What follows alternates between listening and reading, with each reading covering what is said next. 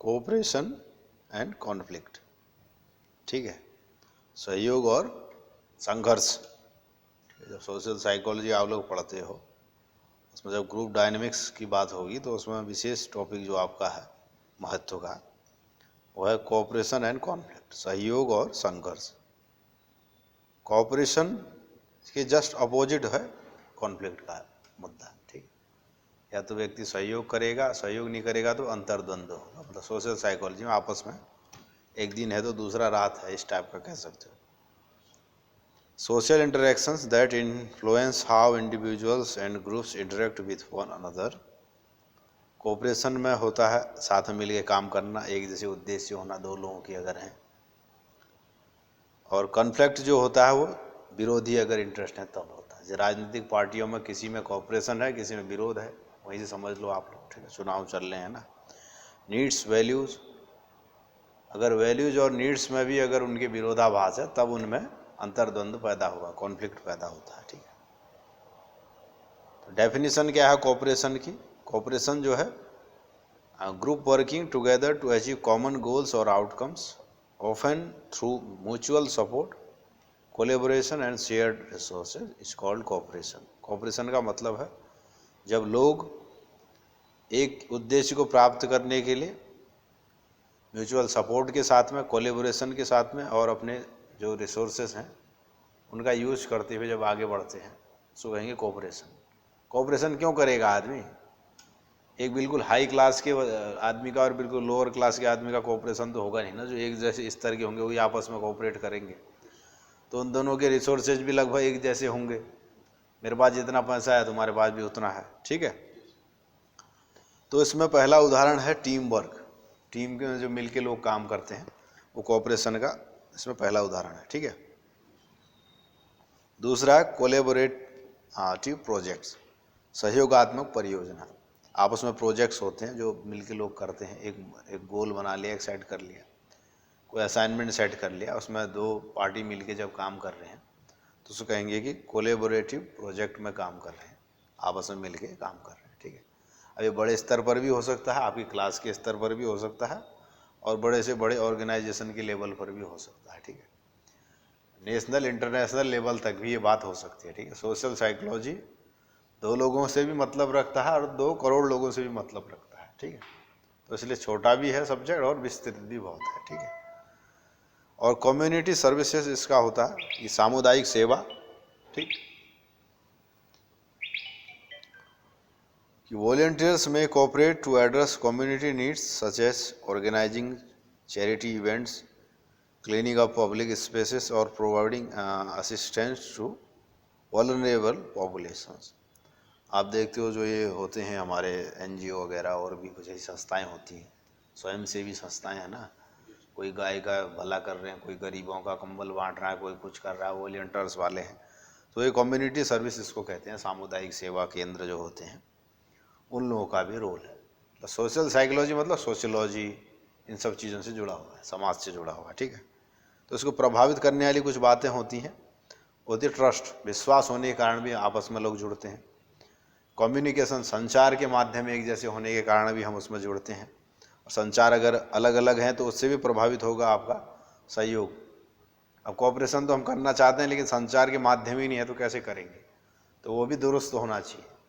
दुरुस्त होगा तो और आपका कोऑपरेशन या सहयोग बढ़ेगा, ठीक है। आपस में लक्ष्य एक जैसे होने चाहिए तब भी सहयोग आपका बढ़ेगा या कम होगा, ठीक है। साझा लक्ष्य मतलब शेयर्ड गोल्स होने चाहिए, ठीक है। और संघर्ष क्या है, कॉन्फ्लिक्ट क्या है, ठीक।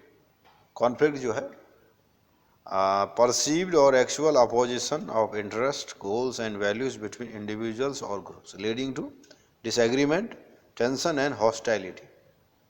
क्या मतलब है इसका? इसका ये मतलब ये कह रहे हैं कि ऐसे perceived और actual opposition of interest, या तो किसी व्यक्ति के द्वारा आकलन किया गया है कि भाई इनके आपस में कॉन्फ्लिक्ट है, या एक्चुअल कॉन्फ्लिक्ट होगा दो लोगों के, दो विरोधी पार्टियों के बीच में इंटरेस्ट को लेके। हमारे अलग अलग रुचियां हैं तो कॉन्फ्लिक्ट हो गया। भाई भारत में जनसंख्या, कोई किसी को वोट दे रहा है, कोई किसी को दे रहा है, किसी का इंटरेस्ट कुछ और है। किसी का इंटरेस्ट कुछ और है, ठीक है। कोई विकासवादी लोग हैं तो विकास को आधार मानकर वोट कर रहे हैं, कोई मुफ्तवादी लोग हैं तो मुफ्त का पैसा जो दे रहा है उसको वोट करेगा, ठीक है। इंटरेस्ट इसका कहाँ पर है, ठीक है।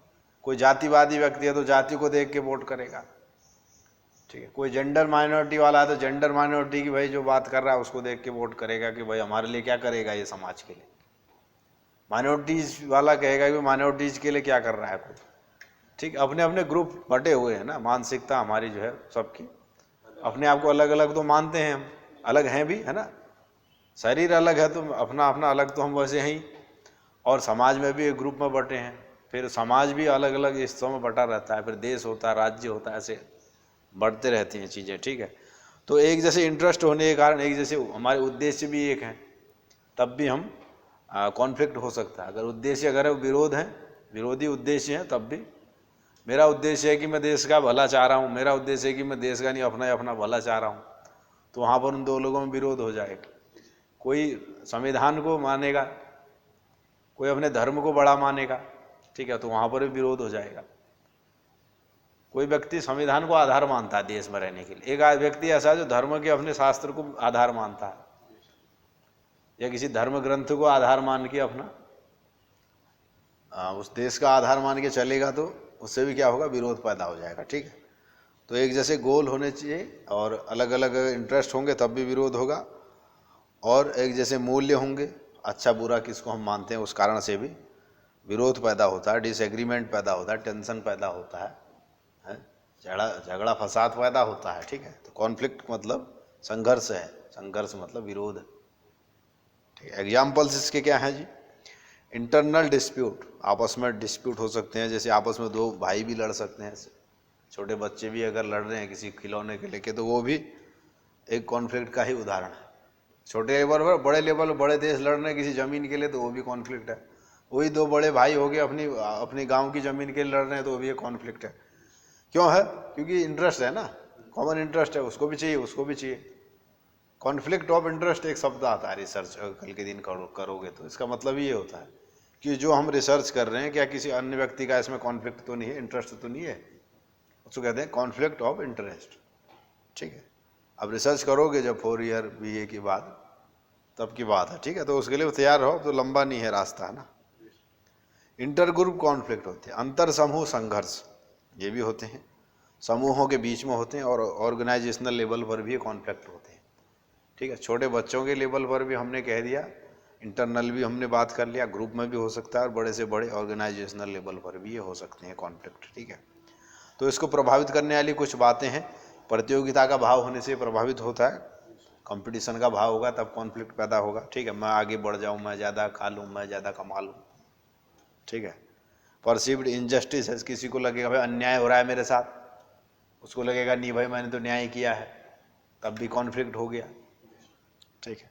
मिसकम्युनिकेशन, गलत संचार के कारण भी होता है। अब आजकल देखते हो आप, अलग अलग सूचनाएं लोग मिस इन्फॉर्मेशन फॉरवर्ड करने से भी कोई प्रोपेगेंडा फैलाते हैं, जैसे किसी देश के खिलाफ कि ये देश वाला इसको माइनॉरिटी को परेशान कर रहा है, जैसे पाकिस्तान कहता है कि ये वहाँ मुस्लिम माइनॉरिटी को परेशान किया जा रहा है, अन्य अन्य जो बात कहते हैं, तो एक प्रकार के प्रोपेगेंडा ही तो फैला रहे हैं।